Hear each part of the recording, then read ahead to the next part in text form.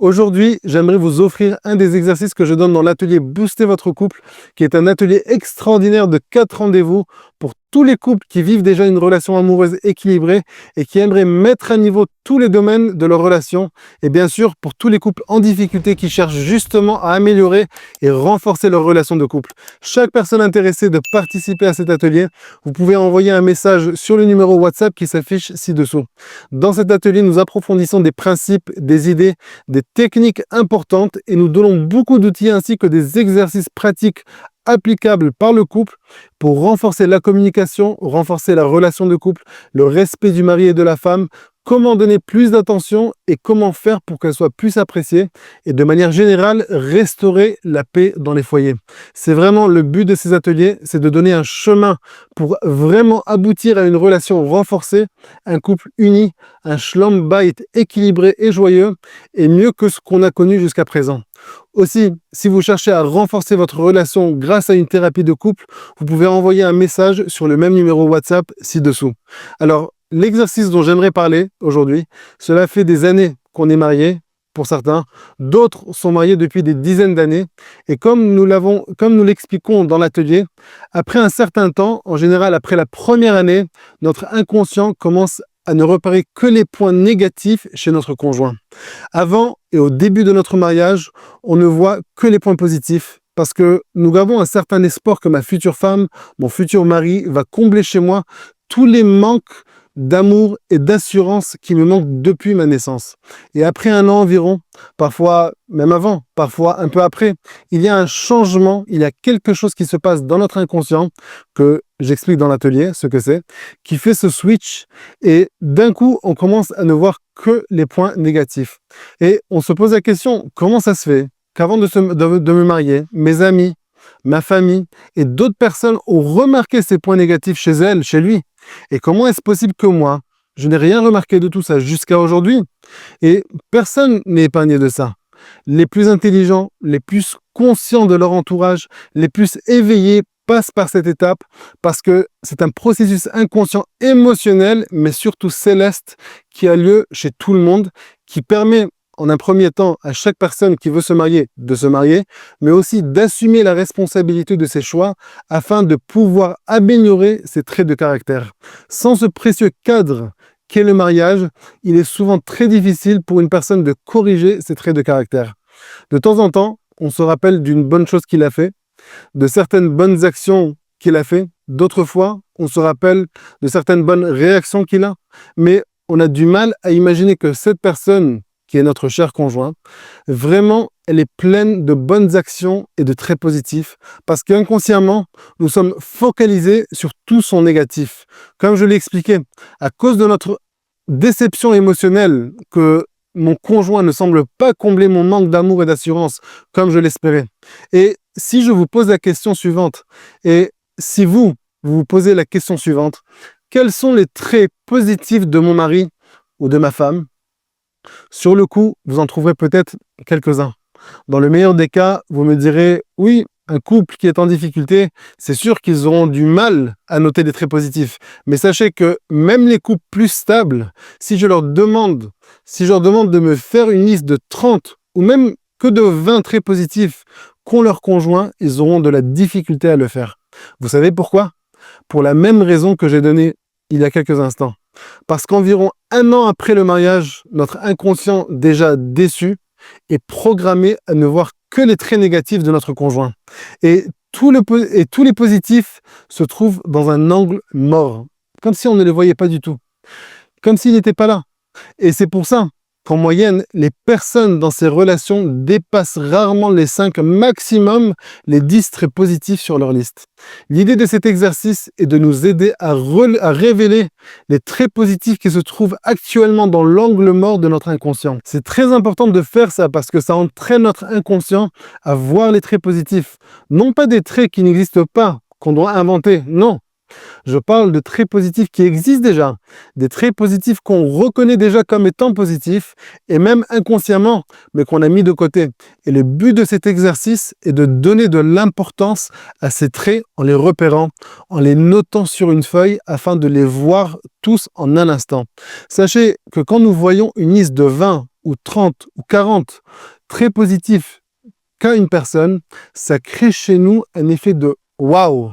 Au même moment, c'est comme si notre inconscient se disait, mais c'est incroyable, tous ces traits positifs chez la même personne, mon conjoint. En fait, cette personne, mon conjoint, est vraiment extraordinaire, mais regarde tous les points positifs qui lui appartiennent.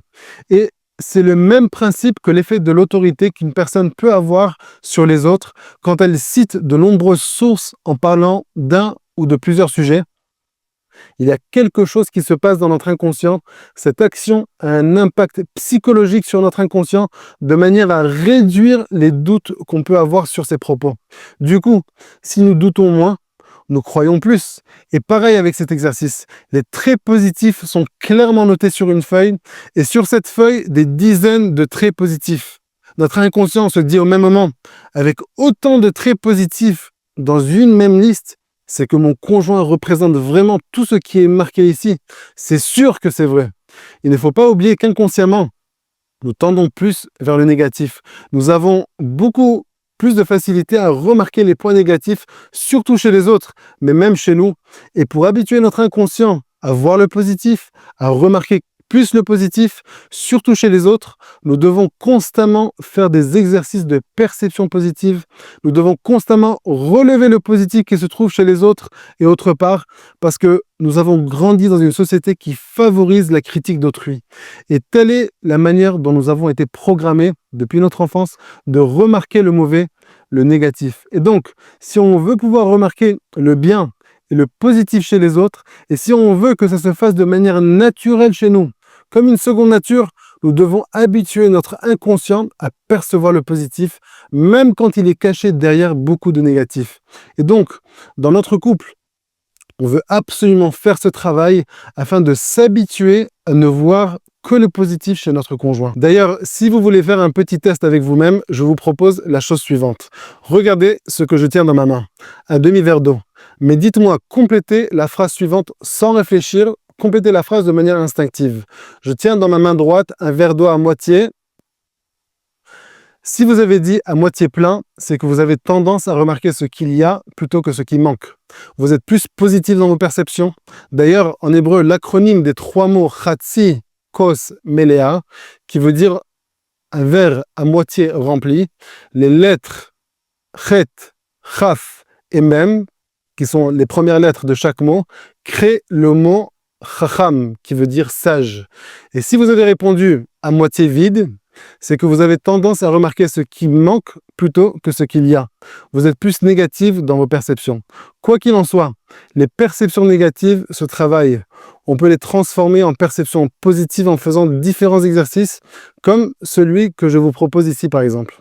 Donc, on veut entraîner notre inconscient à remarquer beaucoup plus le positif que le négatif. Et même si on remarque en premier lieu le négatif, on veut savoir comment vite le mettre de côté et se focaliser sur le positif.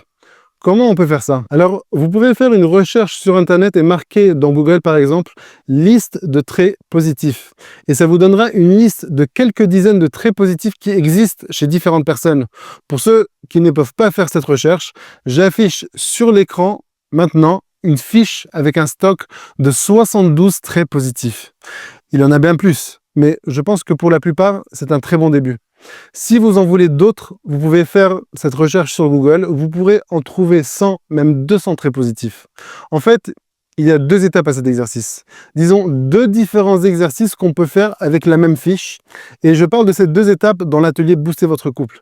Mais maintenant, je ne vais parler que de la 2e étape parce que elle concerne le couple. Voici ce que vous allez faire. Vous allez vous asseoir avec votre femme ou avec votre mari.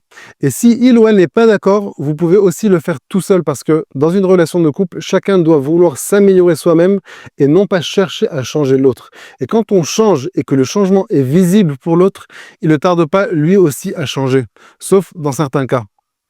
Dans tous les cas, une chose est sûre, chaque personne qui fait ce travail gagne énormément dans la réparation de ses traits de caractère et aussi dans la transformation de ses perceptions en positives. Donc, vous vous asseyez ensemble avec cette fiche devant vous et chacun avec une feuille vierge. Vous notez en haut de votre feuille les traits positifs de et vous notez le prénom de votre mari ou de votre femme. Ensuite, vous regardez le stock des traits positifs et tous les traits que vous retrouvez chez votre conjoint, vous les notez sur votre feuille. Généreux, patient, respectueux, attentif, sincère, et ainsi de suite. Je précise, on ne parle pas ici dans l'absolu. C'est-à-dire que si mon conjoint n'est pas toujours généreux ou toujours attentif, alors je ne le note pas sur ma feuille. Non, on généralise. Je parle ici de l'impression que j'ai de lui ou d'elle. C'est vrai que parfois, ma femme n'est pas respectueuse, mais de manière générale, elle l'est. Ou elle fait des efforts pour l'être la plupart du temps. Vous avez compris? On généralise. Et ici, j'aimerais porter à vos consciences une idée très importante. Si vous vous êtes assis ensemble pendant au moins une demi-heure et que vous n'avez pas réussi à repérer au moins, et je dis bien au moins 10 traits positifs chez votre conjoint, c'est une alerte. C'est un signe d'alerte. Soit que vraiment, il n'en a pas plus que 10, ce que je considère être un cas rare.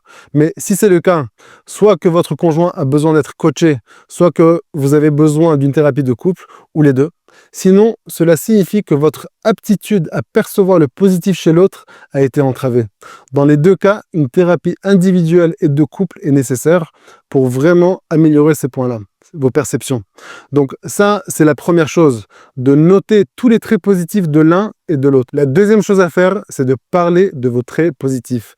Pendant que vous êtes assis ensemble, donnez des exemples aux traits positifs de votre conjoint. Par exemple, si vous avez noté qu'elle est généreuse, souvenez-vous d'une ou deux situations, même 3 situations, où elle était généreuse avec vous, avec les autres. Comment elle a été généreuse, son attitude pendant qu'elle était généreuse. Et pareil pour chaque trait positif. Accompagnez-le de 1 ou 2 exemples au moins et parlez-en. Je trouve que tu es une personne attentive. Par exemple, le même soir où on a reçu mes parents pour dîner, j'avais préparé leur plat préféré et ça m'a beaucoup touché. Ou encore, tu es une personne joyeuse. À chaque fois que tu rentres à la maison, tu es toujours avec le sourire sur le visage. Tu demandes après moi, tu mets de la musique à la maison, tu nous fais rire, etc. Je te trouve très optimiste. Même quand on passe des moments difficiles, tu regardes seulement le bien qui peut en sortir. Tu espères toujours le meilleur et ça me donne beaucoup de force et d'espoir.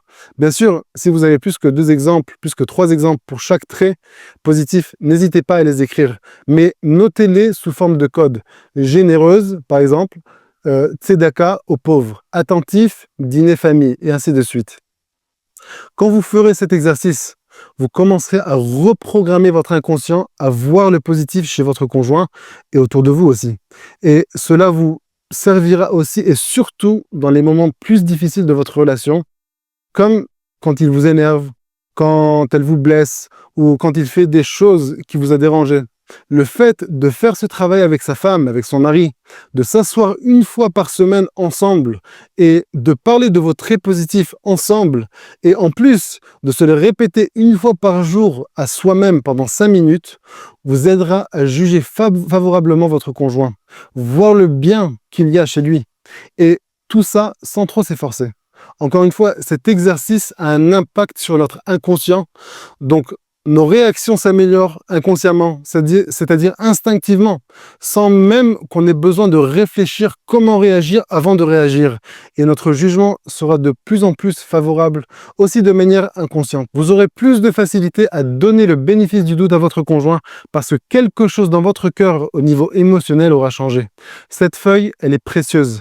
Gardez-la près de vous, sur vous. Emportez-la avec vous. Faites même 2 ou 3 photocopies. Une sur votre table de nuit, une sur la porte de votre frigidaire, une dans la voiture, une dans votre lieu de travail. Que cette fiche soit à portée de main pour que vous puissiez prendre quelques minutes par jour pour entraîner votre inconscient de voir tous les points positifs qu'a votre conjoint. Et oui, il en a beaucoup plus que vous l'imaginez. Ai-je déjà mentionné l'importance de s'asseoir avec son mari, avec sa femme, au moins une fois par semaine et de parler de vos traits positifs? Je pense que oui. Be'ezrat Hashem, ça renforcera énormément votre communication, ça solidifiera votre complicité. N'oubliez pas ce que j'ai dit dans les vidéos précédentes. Ce qui unit vraiment le couple, c'est quand le mari et sa femme parlent de ce qu'ils ressentent l'un pour l'autre. C'est quand ils s'intéressent l'un à l'autre, quand ils parlent des choses qui sont importantes pour l'un et pour l'autre. Je vous souhaite beaucoup de réussite dans l'application de cet exercice simple mais puissant. Vous pourrez cueillir des résultats positifs dès la première semaine. Oui, dès la première semaine, si vous prenez cet exercice au sérieux. N'hésitez pas à nous renforcer en écrivant dans les commentaires ci-dessous Quel impact cet exercice a-t-il eu sur vous, sur votre couple? Besorot Tovot.